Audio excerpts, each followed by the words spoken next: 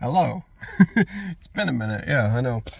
And and that's sort of kind of the point of what am I doing? That's sort of kind of the point of this channel in the sense of it is an ADHD based channel and I am an ADHD based person. So I don't really set time frames to these videos. I just kind of make them as I feel like it.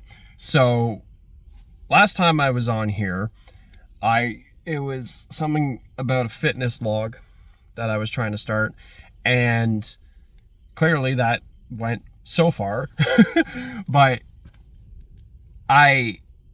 it's not that I stopped working out. Like I continued on that for a few months. I did drop off a couple months over the summer, and now I'm back at it. So kind of my point with this is, especially those of us with ADHD, a lot of it is, I gotta stop saying those of us with ADHD, because I'm not trying to generalize or talk about the public, because I'm not like a registered whatever. I'm just speaking from personal experience. So that part of the thing is, what happens is I'll get bits of hyperfixation, bits of dopamine and stuff like that, and then that kind of falls off, and then you or I, whomever, have absolutely zero drive to do it. And that does kind of happen with fitness at times with me, and I try to stay on top of it. So last time I checked in on here, I was 154. I was sitting at 154. I jumped quite a bit of, well, not quite a bit of weight, but enough. I jumped from 154, and I would like to preface that I do also take creatine. I jumped from 154 to about 170, which, as I said in my first video in regards to any sort of fitness thing, I had been at 170 before. And you might think, oh, you went on a crazy bulk. I really didn't. The macros and calorie targets that I mentioned in that video, that was what I stuck to. And it jumped me up to 170. Now, why is that? Well, part of the point of this channel is to be covering all things ADHD. But with ADHD also comes things like depression and anxiety, blah, blah, blah, things that everyone talks about. But with anxiety, whether it be generalized or, as I was struggling with, health anxiety, if it gets bad enough to a point, it screws with your body, and it can cause really extreme weight fluctuations, and that's what was happening with me. So what had happened was my anxiety, and for the record, I'm completely unmedicated. I dealt with all of this raw dogged. So what had happened was my anxiety got so bad that it completely suppressed my appetite.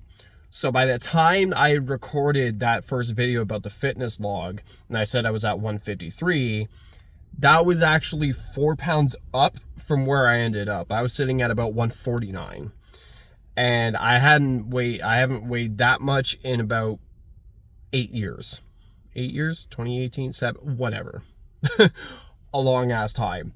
So what had happened was my body kind of rebounded. I still wasn't completely over the health anxiety, but going back into fitness and working out, that sort of overtook that part of my brain. And my body went, holy crap, you're feeding me. And it just went boop. And I put on a good amount of muscle, but I also put on a good amount of fat. And I don't know what the ratio is. I also don't care. But it jumped my weight back up to like 170 something.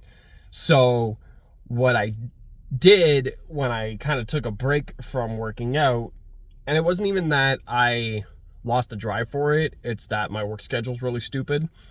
And that kind of got in the way of things.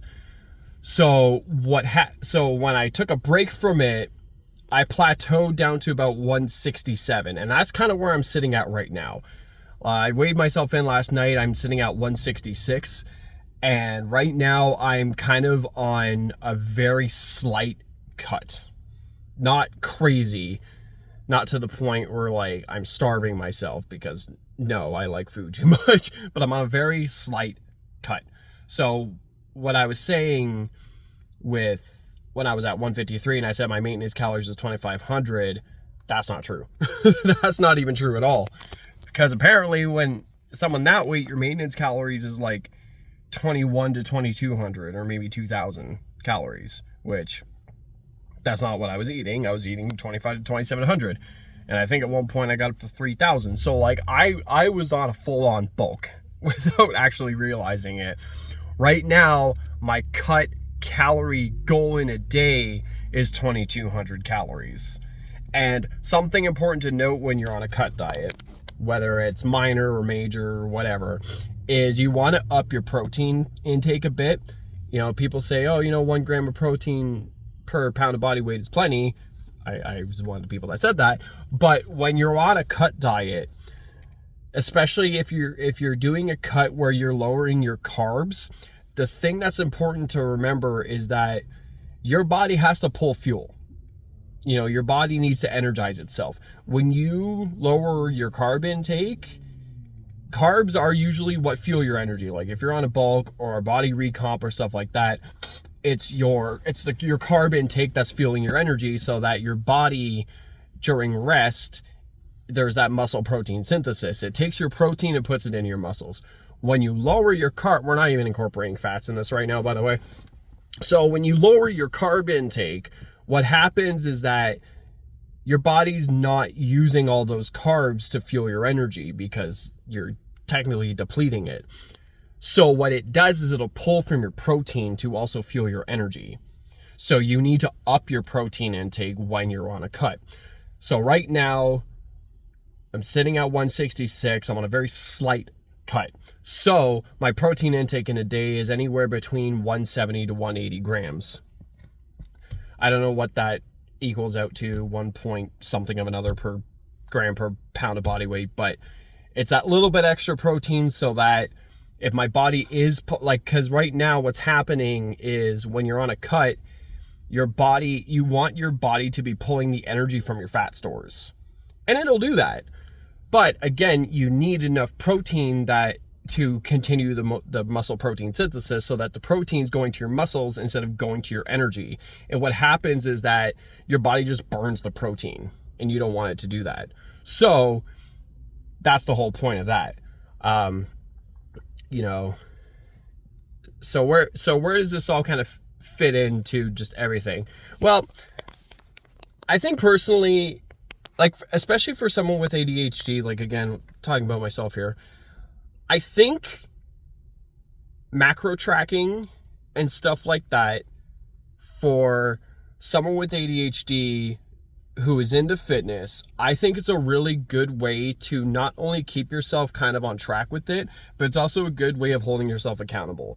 Because if you track what you're eating, it's really hard to accidentally overeat or undereat or stuff like that, because you pretty much have it down to a science. And there's plenty of macro tracking apps out there that are free or cost money, or I'm not going to tell you which one to use, because that's not the point. But you're almost tracking it down to a science.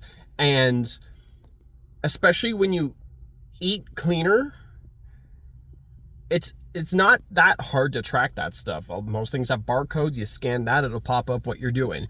Most things have certain like you can measure the grams, or you can look up you can look up like how many grams is a handful of broccoli heads, like stuff like that. And the good thing about when you're eating cleaner, especially when you're eating vegetables, is A, it ups your fiber intake and it makes your shits more solid, but B, it's really hard to overeat vegetables, especially if you're including your meats and everything else. So I think for someone with ADHD who is into fitness, I think macro tracking is one of the best things you can do. Again, because it keeps you on track and it keeps you accountable. You can log it, look at it day to day, find out your trends, find out, like, if you're trying to lose weight, find out the foods that you're eating that are keeping you from doing that. And if you're trying to gain weight, figure out what foods you need to have to help that along, because, there's clean cut, there's clean bulk, there's stuff like that. There's dirty bulk, which I don't really recommend. But overall, that's kind of the point of this, is if you have ADHD and you're into fitness, I highly, highly, highly, highly, highly recommend macro tracking. I also recommend logging and tracking your workouts and the weights you do and the reps you do and stuff like that. If you can get it all down to a science and you're a complete fucking nerd like me, it's pretty fun. Like, it's pretty fun to track that and keep going with that. So that's kind of takeaway from this video. I don't know how long it's going to be before I post another one on here. If it's another 7 months, whatever. But I am on this channel decent amount of times. So I don't know. If you're in similar situations and stuff like that and you want to leave comments, absolutely feel free to. I love discussing this stuff. But aside from that, I've rambled enough. This video is like 11 minutes long. So goodbye.